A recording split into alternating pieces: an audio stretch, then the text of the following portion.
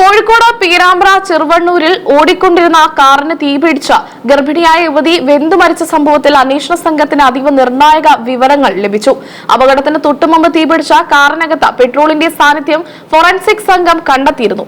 ഇതിന് പിന്നാലെയാണ് നടുവണ്ണൂർ റോഡിലെ പെട്രോൾ പമ്പിൽ നിന്ന് കനാസുമായി ചേർന്ന പെട്രോൾ വാങ്ങിയത് മരിച്ച സോന തന്നെയാണെന്ന് വ്യക്തമാക്കുന്ന CCTV ദൃശ്യങ്ങൾ പോലീസിന് ലഭിച്ചത്.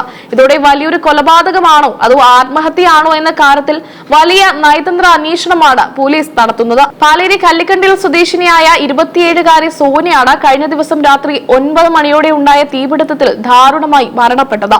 കാർ ഓടിച്ചിരുന്ന ഭർത്താവ് റെജിൻ ലാലിന് 65% കടുത്ത പൊള്ളലേറ്റിട്ടുണ്ട്. നിലവിൽ കോഴിക്കോട് മെഡിക്കൽ കോളേജ് ആശുപത്രിയിലെ ബേൺസ് ICUവിൽ അതീവ ഗുരുതരാവസ്ഥയിൽ ചികിത്സയിലാണ് രജിൻ.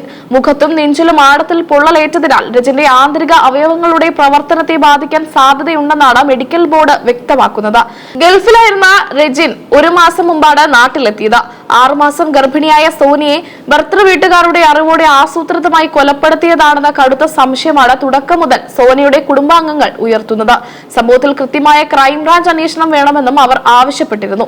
തുടർന്ന് മോട്ടോർ വാഹന വകുപ്പും ഫോറൻസിക് വിദഗ്ധരും സംയുക്തമായി നടത്തിയ പരിശോധനയിൽ കാറിൽ ഉണ്ടായ തീപിടുത്തത്തിന് കാരണം ഷോർട്ട് സർക്യൂട്ട് അല്ലെന്ന് പ്രാഥമികമായി തന്നെ സ്ഥിരീകരിച്ചിരുന്നു. ഇത് ബന്ധുക്കളുടെ സംശയങ്ങൾക്ക് ആക്കം കൂട്ടി. അപകടം നടന്ന മാരുതി സ്വിഫ്റ്റ് കാറിന്റെ വയറിംഗ് സംവിധാനങ്ങൾ, ഇന്ധന ടാങ്ക്, AC സംവിധാനം, മുൻവശത്തെ റേഡിയേറ്റർ ഭാഗം എന്നിവയിലൊന്നും യാതൊരുവിധ സാങ്കേതിക തകരാറുകളും വിദഗ്ധർക്ക് കണ്ടെത്താനായിരുന്നില്ല. കാറിന്റെ പിൻസീറ്റും മുൻസീറ്റും പൂർണ്ണമായും കത്തി അമർന്ന നിലയിലായിരുന്നു. എന്നാൽ കൗതുകകരമെന്ന് പറയട്ടെ, കാറിന്റെ എഞ്ചിൻ ഭാഗത്തോ ബോണറ്റിലോ ചെറിയ രീതിയിൽ പോലും തീ പടർന്നിരുന്നില്ല. ഇതോടെയാണ് എഞ്ചിനിൽ നിന്നല്ല മറിച്ച് കാറിന്റെ ഉള്ളിൽ നിന്നാണ് തീ പടർന്നതെന്ന നിഗമനത്തിലേക്ക് പോലീസ് എത്തിയത്.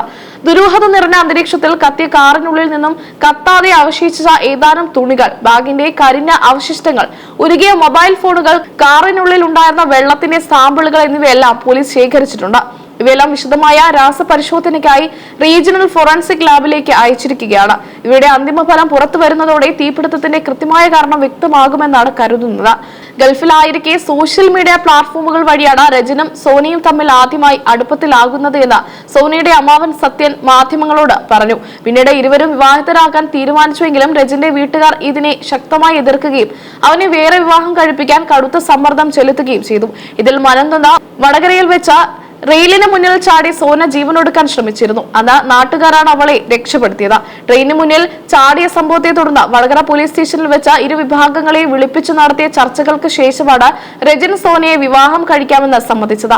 എന്നിട്ടും ഇരു വീട്ടുകാരും പൂർണ്ണമായും സഹകരിക്കാത്തതിനാൽ 2023 ഇവർ നിയമപരമായി രജിസ്റ്റർ വിവാഹം കഴിക്കുകയായിരുന്നു. വിവാഹശേഷവും സോനയെ സ്വീകരിക്കാൻ ഭർത്തൃ വീട്ടുകാർ തയ്യാറായിരുന്നില്ല.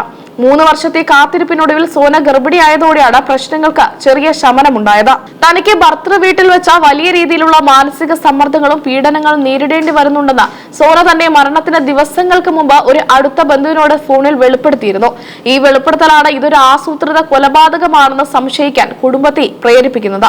ഗർഭിണിയായ ഭാര്യ എന്തിനാണ് രജൻ കാറിന്റെ പിൻസീറ്റിൽ ഇരുത്തിയത് എന്നതിലും ബന്ധുക്കൾ ദുരൂഹത ആരോപിക്കുന്നുണ്ട്.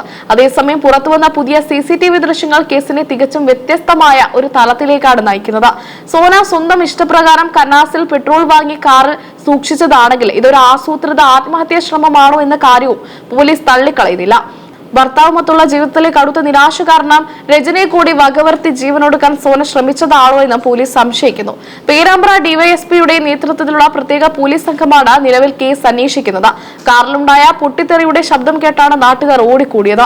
തീ പടർന്ന ഉടനെ രജൻ കാറിൽ നിന്നും പുറത്തു ചാടി അടുത്തുള്ള തോട്ടിലേക്ക് വീഴുകയായിരുന്നുവെന്ന് ദൃക്സാക്ഷികൾ പറയുന്നു. ബേൺസ് ICUവിൽ കിടക്കുന്ന രജന്റെ ആരോഗ്യനില മെച്ചപ്പെടുന്ന മുറയ്ക്ക് അദ്ദേഹത്തിന്റെ കൃത്യമായ മൊഴി രേഖപ്പെടുത്താനാണ് പോലീസിന്റെ നീക്കം. ഇതിലൂടെ മാത്രമേ കാറിനുള്ളിൽ ആ രാത്രിയിൽ യഥാർത്ഥത്തിൽ എന്താണ് സംഭവിച്ചതെന്ന് പുറത്തു വരികയുള്ളൂ.